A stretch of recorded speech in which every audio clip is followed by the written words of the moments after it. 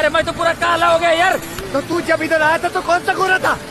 તો આપણે થઈ ગયા છીએ રેડી, લઈ લીધી ગાડી અને કાઢી લીધી ગાડી બારી. હવે ધીમે ધીમે જવા દઈશું મંદિર તરફ.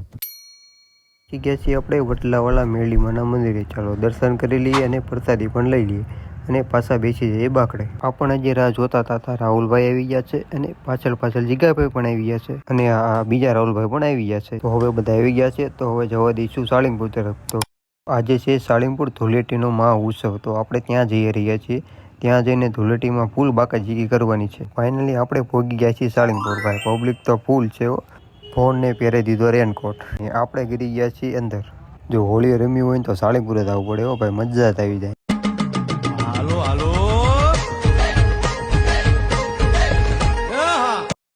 તો જુઓ ભાઈ બધાના મોઢા જુઓ તમે, જીગાભાઈ, રાહુલભાઈ અને મારું મોઢું જુઓ તમે. અને પછી આપણે આવી ગયા ઘરે. જો તમને વિડીયો ગમ્યો હોય તો લાઇક, શેર અને ફોલો કરતા જજો. અને સાળીંગપુર કોણ કોણ હતું એ પણ કોમેન્ટ કરતા જજો.